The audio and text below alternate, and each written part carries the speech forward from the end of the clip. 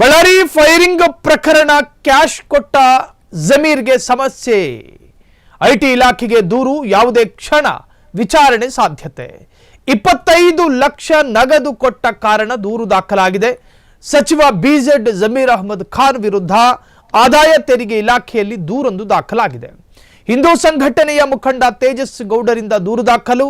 ಹತ್ಯೆಯಾದ ರಾಜಶೇಖರ್ ಮನೆಗೆ ಭೇಟಿ ಕೊಟ್ಟು ನೀಡಿದ್ದ ಲಕ್ಷ ಹಣ, ಕಾನೂನಿನ ಪ್ರಕಾರ 2 ಲಕ್ಷಕ್ಕಿಂತ ಹೆಚ್ಚಿನ ನಗದು ಯಾವುದೇ ರೂಪದಲ್ಲಿ ಇನ್ನೊಬ್ಬ ವ್ಯಕ್ತಿ ಕೊಡೋ ಹಾಗಿಲ್ಲ.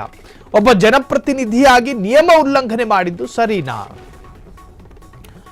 ಬಳ್ಳಾರಿಯಲ್ಲಿ ಬ್ಯಾನರ್ ಗಲಭೆ ಶುರುವಾದಾಗ ಜನಾರ್ದನ ರೆಡ್ಡಿಯ ಮನೆ ಮುಂದೆ ಆ ಭಾಗದ ಪ್ರತಾಪ್ ರೆಡ್ಡಿ, ಭರತ್ ರೆಡ್ಡಿಯ ಬೆಂಬಲಿಗರು ಆರ್ತಟ್ಟಹಾಸ ಮೆರೆದಾಗ ಆ ಕಡೆ ಜನಾರ್ದನ ರೆಡ್ಡಿಯ ಬೆಂಬಲಿಗರು ಕೂಡ ಆ ಅಟ್ಟಹಾಸಕ್ಕೆ ಕೌಂಟರ್ ಅಟ್ಟಹಾಸವನ್ನು ಕೂಡ ಮೆರೆದಿದ್ರು. 2 ಜನಪ್ರತಿನಿಧಿಗಳ ಪ್ರತಿಷ್ಠೆಯ ಕಣವಾಗಿ ಬಳ್ಳಾರಿ ಮಾರ್ಪಡ್ತು. ಹೊಯ್ಕೈ ಶುರುವಾಯಿತು, ಮೈಕೈ ಮುಟ್ಟು ಮಾತನಾಡಿಸೋದಕ್ಕೆ ಶುರುವಾಯಿತು. ಅದಾದ ನಂತರ ಕಿರುಚಾಟ, ಅರಚಾಟಗಳೆಲ್ಲವೂ ಶುರುವಾಯಿತು. ಗಾಳಿಯಲ್ಲಿ ಗುಂಡು ಹಾರಿಸುವ ಹಂತಕ್ಕೆ ಬಂತು ಆ ಗುಂಪು ಸಂಘರ್ಷ, ಗುಂಪು ಗಲಭೆ.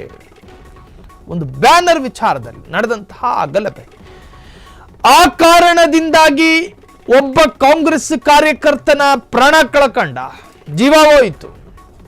ಅದಾದ ನಂತರ ರಾಜಕಾರಣಿಗಳು ಮೃತನ ಮನೆಗೆ ದಾಂಗುಡಿ ಇಟ್ಟರು. ಒಬ್ಬೊಬ್ಬರು ಒಂದೊಂದು ತರಹದ ಸಾಂತ್ವನ ಹೇಳೋದಕ್ಕೆ ಶುರು ಮಾಡಿದ್ರು. ಭರವಸೆಯ ಮಾತುಗಳನ್ನು ಕೊಟ್ಟರು. ಕಣ್ಣೀರಲ್ಲಿ ಕೈ ತೊಳೆತಿದ್ದ ಕುಟುಂಬದವರ ಬೆನ್ನನ್ನ ಸವರಿ ಸರ್ಕಾರಿ ಕೆಲಸ ಕೊಡುವ ಭರವಸೆಯನ್ನು ಕೂಡ ಮೂಡಿಸಿದ್ರು. ಭರತ್ ರೆಡ್ಡಿಯು ಕೂಡ ಮನೆಗೆ ಭೇಟಿ ಕೊಟ್ಟರು, ಜಮೀರ್ ಅಹಮದ್ ಭೇಟಿ ಕೊಟ್ಟರು. ಇವತ್ತು DK ಶಿವಕುಮಾರ್ ಹೋಗ್ತಾರೋ ಏನೋ. ಜಮೀರ್ ಅಹಮದ್ ಖಾನ್ ಕೇವಲ ಭರವಸೆಗಳ ಮಾತುಗಳನ್ನ ಮಾತ್ರ ಆಡಿರಲಿಲ್ಲ. ಕುಟುಂಬಸ್ಥರ ಜೊತೆಗೆ ಕೈಯಲ್ಲೊಂದು ಚೀಲ ಇಟ್ಕೊಂಡು ಹೋಗಿದ್ರು. ಆ ಚೀಲದಲ್ಲೊಂದಷ್ಟು ದುಡ್ಡಿತ್ತು. ಆ ಕಾಸನ್ನು ಕೊಡೋ ರೀತಿ ನೋಡಬೇಕಿತ್ತು. ಆ ಫೋಟೋಸ್ಗಳನ್ನ ನೀವು ಸ್ಕ್ರೀನ್ ಮೇಲೆ ಗಮನಿಸ್ತಾ ಇದ್ದೀರಿ. ಚೀಲದ ಒಳ ಕೈ ಹಾಕಿ ಎತ್ತಿ ಎತ್ತಿ ಕೊಡುವುದು ಏನನ್ನ, ಯಾವುದೋ ಒಂದು ಬೇವಿನ ಸೊಪ್ಪು ಅನ್ಕೋಬೇಡಿ, ಕ್ಯಾಶ್, ಹಾರ್ಡ್ ಕ್ಯಾಶ್ ಅನ್ನ. ಒಂದು ನಿಯಮ ಇದೆ, ನಿಮ್ಮ ಮನೇಲಾಗಿರ್ಲಿ ಎಲ್ಲೇ ಆಗಿರ್ಲಿ 2 ಲಕ್ಷಕ್ಕಿಂತ 1 ರೂಪಾಯಿ ಹೆಚ್ಚು ಕೂಡ ನಗದನ್ನ ಇಟ್ಕೋಬಾರದು. ಇಲ್ಲೀಗಲ್ ಅಂತ ಕರೆಸಿಕೊಳ್ಳುತ್ತೆ, ಕಾನೂನು ಬಾಹಿರ. ನಿಮ್ಮ ಹಣ ಬ್ಯಾಂಕ್ ಖಾತೆಯಲ್ಲಿರಬೇಕು. ಆ ಬ್ಯಾಂಕ್ ಖಾತೆಯಲ್ಲಿ ಅದಕ್ಕೊಂದಷ್ಟು ಟ್ಯಾಕ್ಸ್ ಕಟ್ಟಾಗಿ ನಿಮ್ಮ ಕೈ ಸೇರಬೇಕು. ಅದು ಲೀಗಲ್ ಪ್ರೊಸೀಜರ್. ಆದರೆ ನೀವು ಲಕ್ಷ ಹಣವನ್ನ ಬರಿಗೈಯಲ್ಲಿ ಕೊಡ್ತೀರಿ, ಹಾರ್ಡ್ ಕ್ಯಾಶ್ ಅನ್ನ. ನೀವು ಮೀರಿದ್ದು ನಿಯಮಗಳನ್ನ, ನೀವು ಉಲ್ಲಂಘನೆ ಮಾಡಿದ್ದು ರೂಲ್ಸ್ ಅನ್ನ. BZ Zameer Ahmed try to break rules. ಅವರ ವಿರುದ್ಧ ಈಗಾಗಲೇ ತೇಜಸ್ ಗೌಡ, ಹಿಂದೂ ಸಂಘಟನೆಯ ಕಾರ್ಯಕರ್ತ ಅಥವಾ ಮುಖಂಡ, IT ವಿಭಾಗಕ್ಕೊಂದು ದೂರು ಕೊಟ್ಟವ್ರೆ. ಜನರಿಗೆ ಧನಾತ್ಮಕ ಸಂದೇಶ ಸಾರಬೇಕಿರುವ ಎಲೆಕ್ಟೆಡ್ ಪೊಲಿಟಿಷಿಯನ್, ಒಬ್ಬ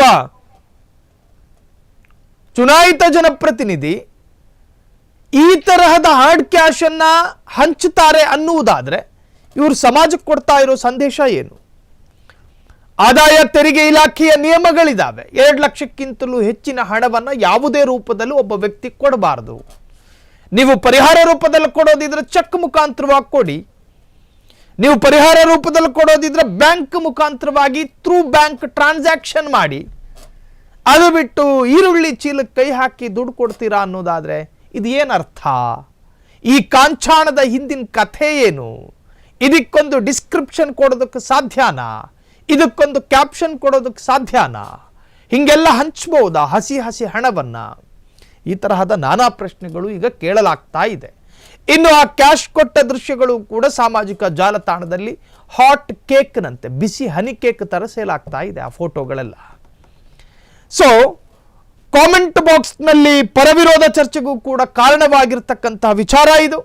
ಬಿಜೆಡ್ ಜಮೀರ್ ಅಹಮದ್ ಖಾನ್ ಕಾನೂನಿನ ಕುಣಿಕೆಗೆ ಸಿಕ್ಕಿ ಹಾಕಿಕೊಂಡ್ರಾ ಅನ್ನೋ ವಿಚಾರವೂ ಕೂಡ ಈಗ ಚರ್ಚೆಗೆ ಕಾರಣವಾಗಿದೆ. ಕ್ಷಣ ಕ್ಷಣದ ಸುದ್ದಿಗಳಿಗಾಗಿ ಫ್ರೀಡಂ ಟಿವಿ ಸಬ್ಸ್ಕ್ರೈಬ್ ಮಾಡಿ, ಲೈಕ್ ಮಾಡಿ ಹಾಗೂ ಫಾಲೋ ಮಾಡಿ.